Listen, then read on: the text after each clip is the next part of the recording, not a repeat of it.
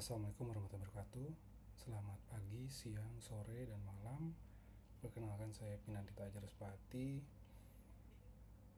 Saya akan mencoba untuk mengelaborasi studi case mengenai bagaimana Starbucks dapat mendelivery jasanya kepada customer.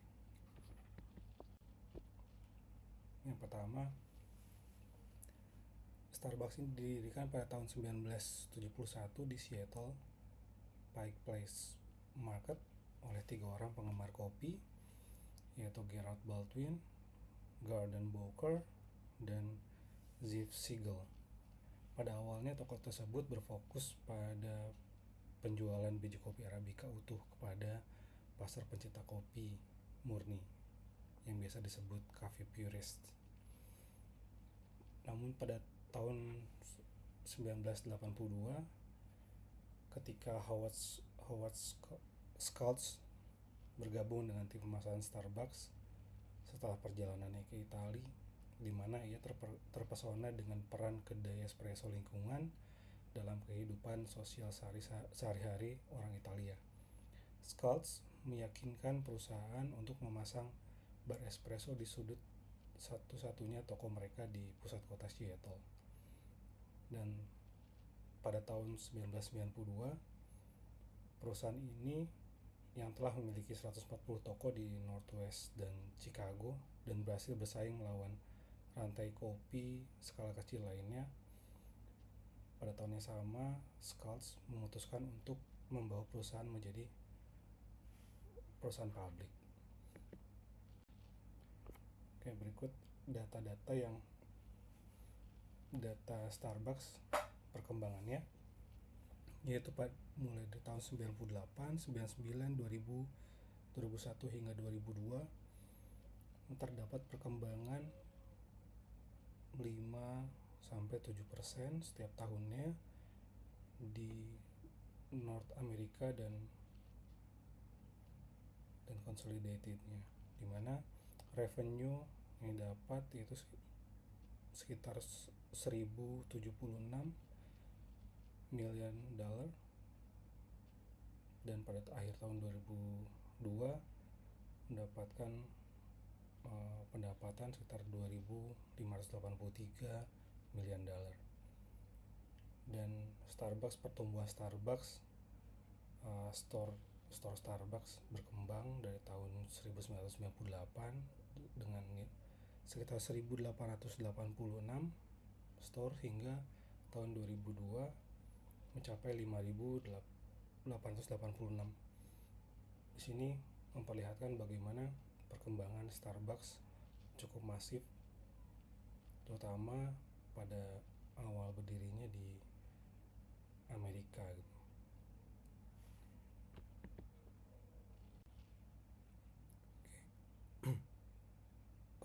Kondisi Starbucks pada tahun kebelakang, yaitu tahun 2002 hingga 2024, ditemukan bahwa Starbucks mengalami peningkatan dari tahun 2021, 2022 hingga 2023 dengan peningkatan sebesar 11% dan 11,6%, di mana pada tahun 2023 didapatkan total net revenue sebesar 35.975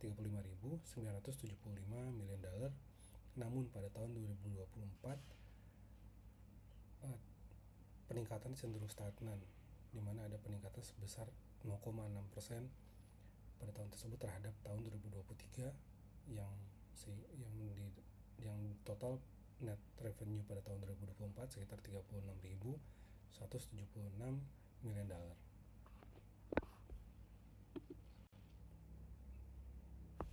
Kemudian bagaimana Starbucks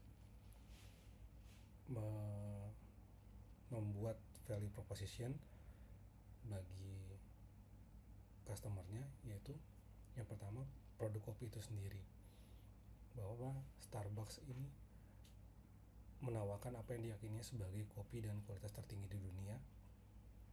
Perusahaan ini mengontrol sebanyak mungkin rantai pasok kopi. Ini mencakup bekerja sama langsung dengan para petani untuk membeli kopi hijau, mengawasi proses pembanggangan khusus, dan mengendalikan distribusi ke toko retail di seluruh dunia. Kemudian layanan atau keintiman pelanggan atau customer intimacy. Komponen kedua ini adalah layanan yang perusahaan sebut sebagai keintiman pelanggan. Tujuannya adalah untuk menciptakan pengalaman yang membangkitkan semangat setiap kali pelanggan memasuki toko. Untuk pelanggan yang paling loyal atau yang telah mengunjungi toko hingga 18 kali sebulan, layanan ini mencakup hal yang sederhana seperti mengenali pelanggan, kemudian mengetahui dan atau menyesuaikan pesanan minuman mereka sesuai keinginan. Starbucks secara eksplisit melatih para mitranya atau partner mereka untuk berinteraksi dengan pelanggan, menyambut mereka dengan antusias, melakukan kontak mata, tersenyum, dan berusaha mengingat nama dan pesanan mereka jika mereka adalah pelanggan tetap. Kemudian yang ketiga adalah atmosfer. Komponen ini adalah visi jangka panjang Howard Schultz dengan menciptakan jaringan kedai yang akan menjadi tempat ketiga di Amerika, sebuah tempat yang terpisah dari rumah dan pekerjaan mereka. Atmosfer inilah yang membuat pelanggan ingin tinggal atau wants to stay. Sebagian besar toko Starbucks memiliki area tempat duduk untuk mendorong pelanggan untuk bersantai. Tata letak dirancang untuk menyediakan lingkungan kelas atas namun menarik. Starbucks juga percaya bahwa daya tariknya bersifat universal, didasarkan pada semangat kemanusiaan dan kebutuhan pelanggan untuk berkumpul. Dan bagaimana Starbucks mendelivery service mereka? Itu yang pertama, Starbucks melatih karyawannya atau partnersnya dalam dua komponen atau dua skills, hard skills dan soft skills. Untuk hard skills, sebagian besar minuman Starbucks adalah minuman yang dibuat dengan handcrafted atau dibuat langsung dengan tangan. Untuk memastikan kualitas produk yang konsisten, ada proses yang telah ditentukan sebelumnya yang terkait dengan setiap minumannya. Namun, kompleksitas pekerjaan barista telah meningkat dari waktu ke waktu, dan Day mencatat bahwa karena proliferasi produk dibutuhkan sekitar 16 hari kerja 8 jam untuk membuat setiap variasi minuman yang ditawarkan, padahal sebelumnya hanya membutuhkan setengah hari. Ini karena perkembangan perusahaan dan juga semakin banyaknya pelanggan-pelanggan yang datang ke Starbucks. Kemudian secara soft skill, partner dilatih untuk connect with customer, menyambut pelanggan dengan antusias ke toko, melakukan kontak mata dan tersenyum, berusaha mengingat nama dan pesanan mereka jika mereka adalah pelanggan tetap, menciptakan percakapan dengan pelanggan menggunakan pertanyaan yang membutuhkan lebih dari sekedar jawaban ya atau tidak, dengan misalnya menanyakan jenis minuman yang biasanya disukai pelanggan. Dan ada kebijakan Just Say Yes. Starbucks memiliki kebijakan Just Say Yes yang memberikan wewenang kepada partner untuk memberikan layanan yang terbaik, bahkan jika itu harus melampaui aturan perusahaan. Tujuannya untuk memenangkan argumen dan kehilangan pelanggan. Kemudian tantangan apa saja yang dialami oleh Starbucks dalam memberikan layanan-layanan mereka? Yang pertama adalah peningkatan kompleksitas pekerjaan. Dahulu ketika Starbucks sebagian besar menjual biji kopi, barista dapat dengan mudah terlibat dalam obrolan santai atau chit-chat dengan pelanggan. Namun saat ini hampir setiap pelanggan memesan minuman yang dibuat dengan tangan, sehingga proliferasi produk dan faktor bahwa hampir setengah pelanggan menyesuaikan minuman mereka atau customize their drinks telah menambah kompleksitas pekerjaannya, sehingga penyesuaian minuman oleh pelanggan meskipun memenuhi permintaan namun memperlambat layanan untuk pelanggan lain yang memberikan banyak tekanan pada baristanya.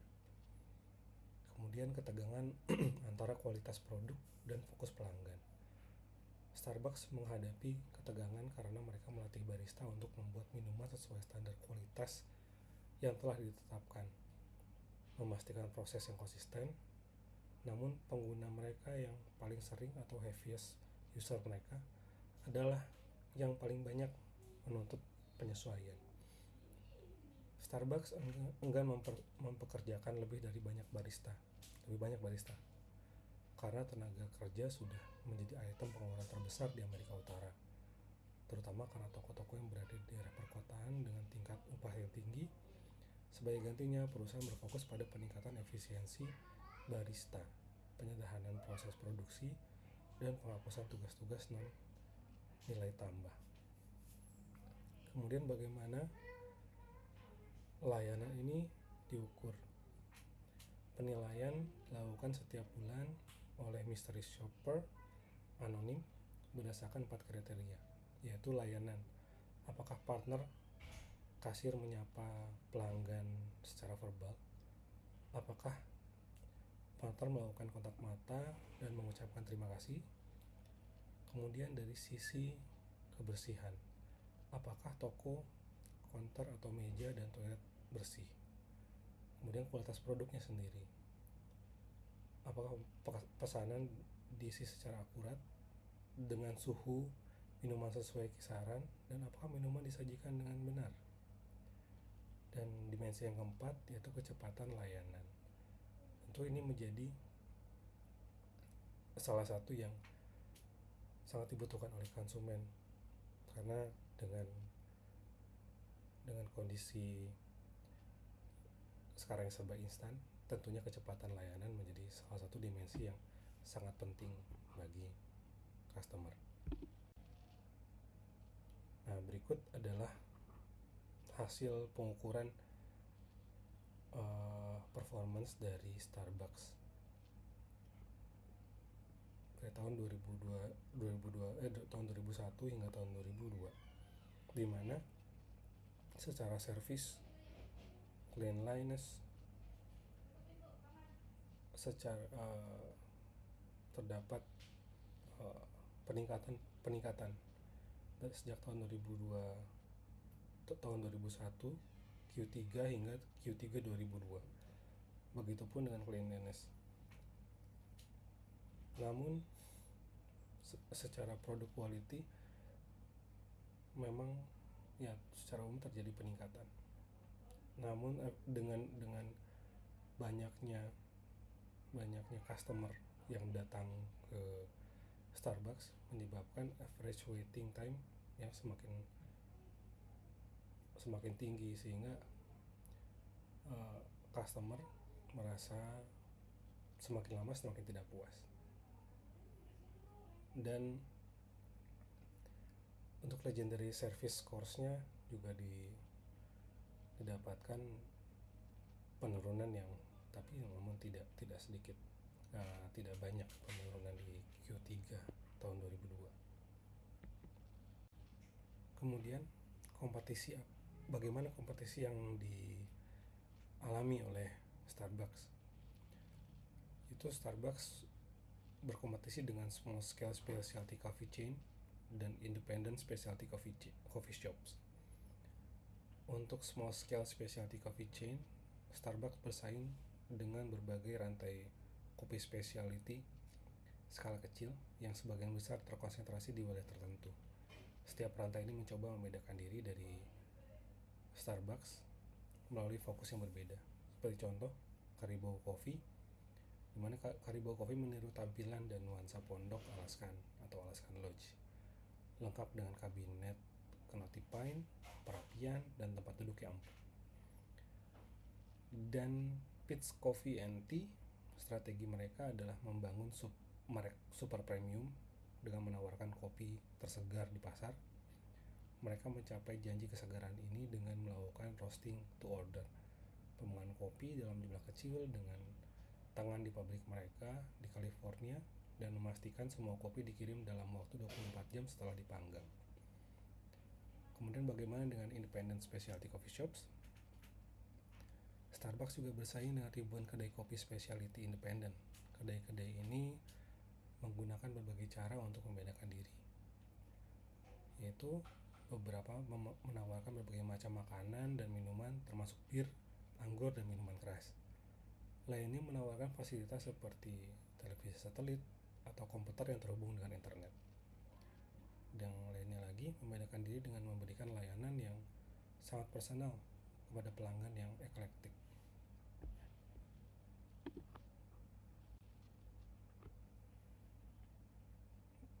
Untuk Cafe Nation The World, di mana ini ada tujuan keseluruhan perusahaan adalah untuk menjadikan Starbucks sebagai merek yang paling dikenal dan dihormati dunia. Untuk mencapai tujuan ambisius ini, Starbucks mengadopsi strategi pertumbuhan yang agresif dengan ekspansi retail, yaitu mendominasi Amerika Utara, di mana Starbucks menggunakan strategi pengelompokan geografis atau geographical clustering, yaitu membuka toko di pasar baru sambil juga menumpuk toko di pasar yang sudah ada. Meskipun strategi ini sering mengakibatkan kanibalisasi yang signifikan, Scouts mengakui mereka mengkanibal diri sendiri setidaknya sepertiga dari toko kami setiap hari. Perusahaan percaya bahwa penjualan incremental total dari peningkatan konsentrasi toko mengimbangi kerugian tersebut. Dan juga ada ambisi internasional. Rencana ekspansi internasional Starbucks sama ambisiusnya dengan tujuan akhir untuk memiliki 15.000 toko internasional. Selain itu, Starbucks juga melakukan inovasi produk. Pengembangan produk baru beroperasi pada siklus 12 hingga 18 bulan. Keberhasilan produk baru sangat bergantung pada persetujuan partner atau karyawan. Karena tidak peduli seberapa hebat minumannya, jika partner kami tidak antusias tentang itu, minuman itu tidak akan laku. Kemudian ada inovasi terhadap servis atau jasa mereka. Starbucks memberikan Stored Value Card atau SVC, kartu pintar prabayar yang digesek yang dapat digunakan untuk membayar transaksi. Kemudian ada T-Mobile Hotspot. Layanan ini menawarkan akses internet berkecepatan tinggi untuk di kedai-kedai Starbucks tertentu di Amerika Serikat dan Eropa.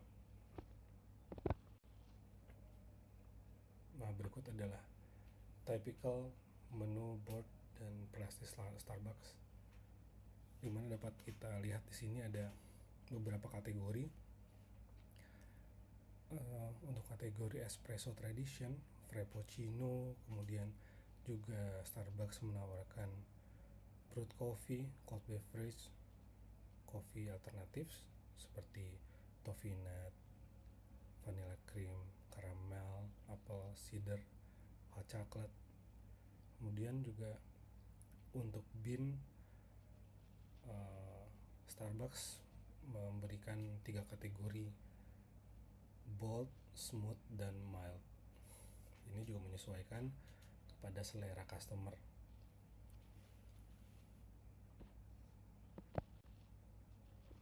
Dan berikut data total retail market kopi di Amerika Serikat, di mana data ini mendukung ekspansi bisnis dari Starbucks itu sendiri, bahwa dari tahun 2000 hingga tahun 2005 memang ada growing dari kebutuhan kopi. Tahun 2000 sekitar 21 billion dollar, hingga di tahun 2005 ada pertumbuhan menjadi 22 billion dollar, di mana dapat dilihat bahwa sharing untuk specialty coffee itu juga bertumbuh.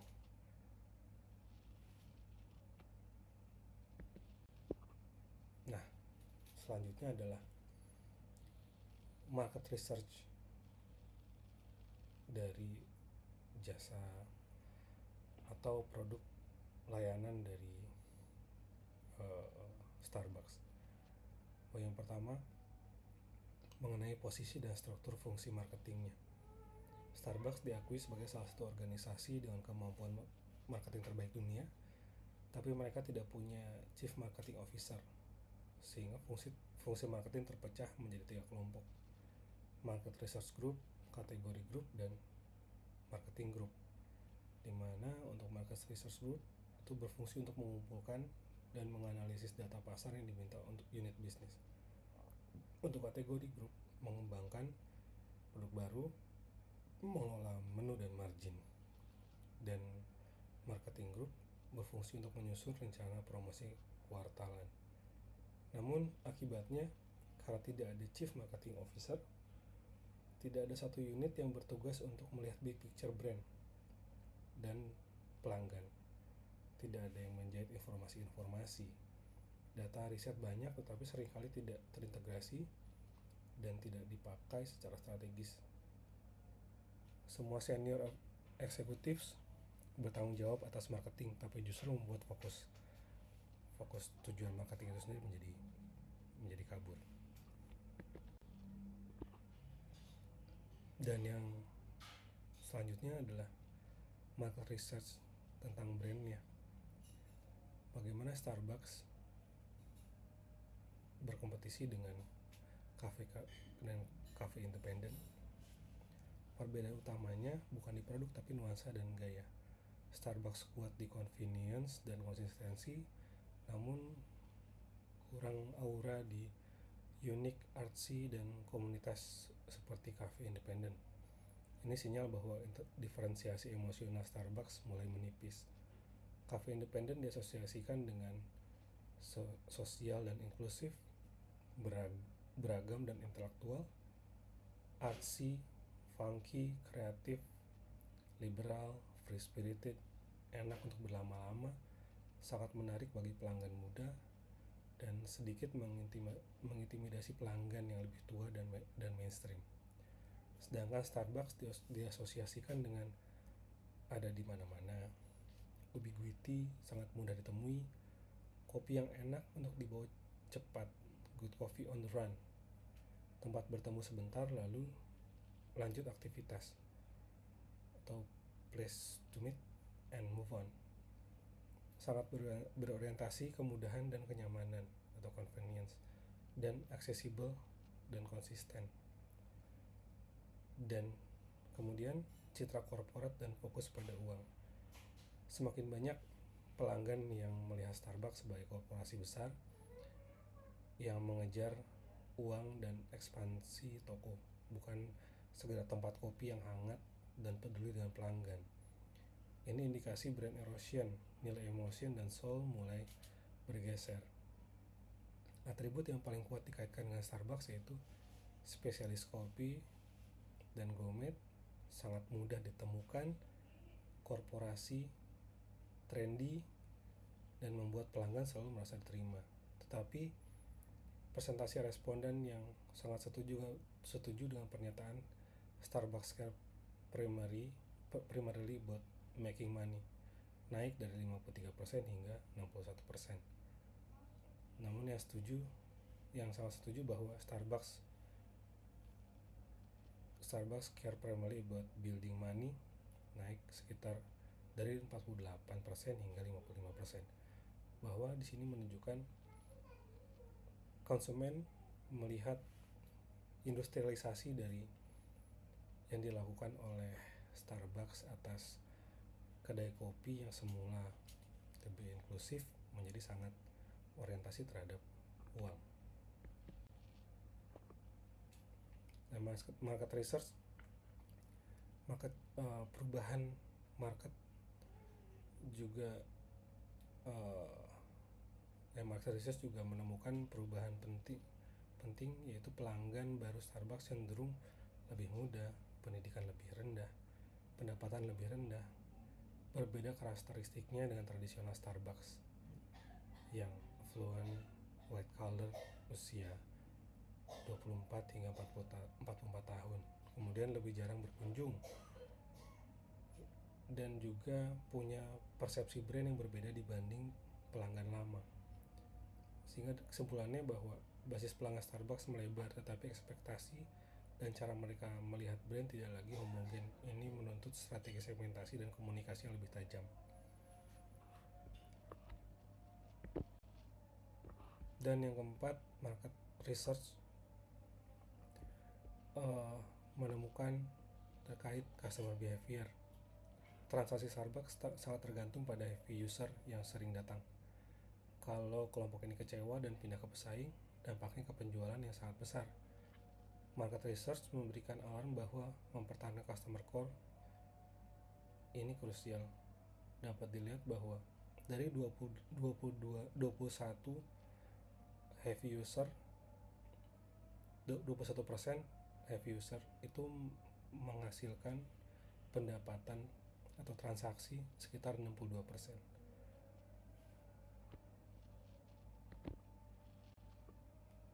Dan juga market research menemukan bahwa walaupun skor customer snapshot Starbucks tinggi, riset menunjukkan bahwa Starbucks tidak sepenuhnya memenuhi ekspektasi pelanggan.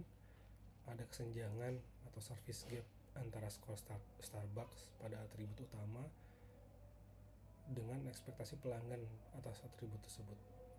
Dan riset juga menemukan bahwa ada hubungan langsung antara tingkat kepuasan dengan loyalitas, dari frekuensi kunjungan dan kemungkinan merekomendasikan Starbucks ke kolega mereka.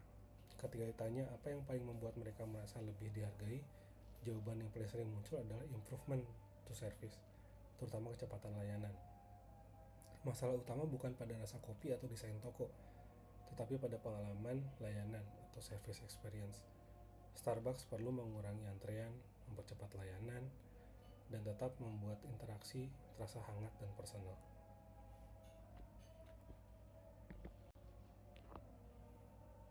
Nah, berikut atribut-atribut yang dirasa penting bagi customer, yaitu clean store, convenient, clean store dengan nilai 83%, convenient 77%, treat as a valuable customer sekitar 75%, hingga yang terendah yaitu selection of merchandise.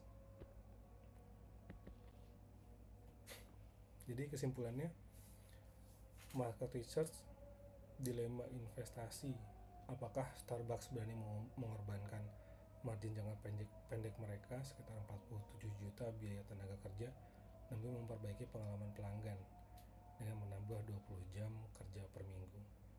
Kemudian perubahan mindset dari melihat tenaga kerja sebagai biaya harus ditekan menjadi sebuah investasi pelanggan yang diharapkan memberi return. Kemudian kesadaran kehilangan fokus pelanggan.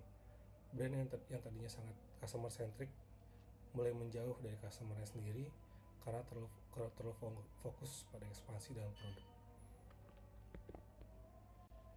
Baik, demikian yang dapat saya sampaikan.